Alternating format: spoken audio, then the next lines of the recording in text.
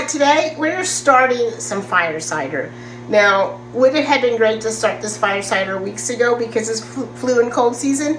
Yes, but it's never too late to have fire cider in your house and to actually have a little fire cider every day.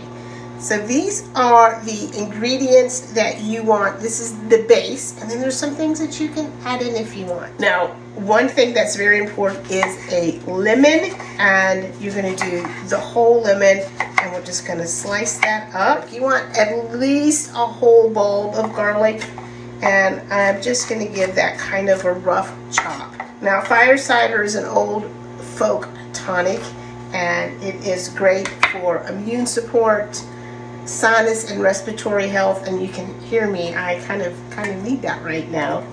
Anti-inflammation, antimicrobial, gives you energy and vitality.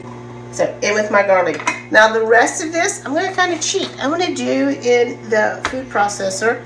And you want an onion. Now most recipes are going to call for a yellow or white onion. I am doing a red onion. And then fresh horseradish is one of the most important things here. And this is what really helps with your sinus and your respiratory.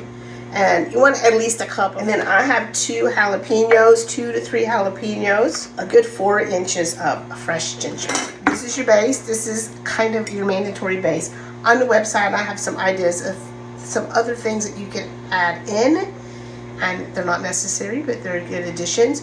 For me today, I'm doing some fresh rosemary, and I have a Ceylon cinnamon stick, and I'm just gonna break a piece of that off in there. And I'm gonna do some peppercorns, 2 tablespoons of dried turmeric, and then I'm gonna add a little bit of honey, maybe 2 tablespoons. Fire cider is not meant to be pleasant, if you will. It is very strong and pungent. But really, all you need is just like a shot a day of it. You don't need to drink a whole bunch of it. You can even maybe put it into your tea.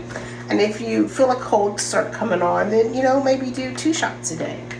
Now we're going to top this to cover with raw, unfiltered apple cider vinegar. And then we're going to put a lid on this, and 2 to 4 to 6 weeks. Honestly, you can kind of start using it after 2 weeks. We're going to come back and drain it, and then we're going to have the apple cider or the fire cider. Now for your lid, a plastic lid if you can. If you just have your candy jar lids, cut a piece of flour sack towel and then put this on, just so your metal's not touching your product in here.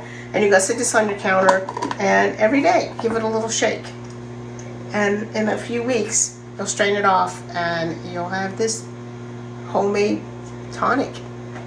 So, fire cider, it's the season. I'll see y'all later. Bye.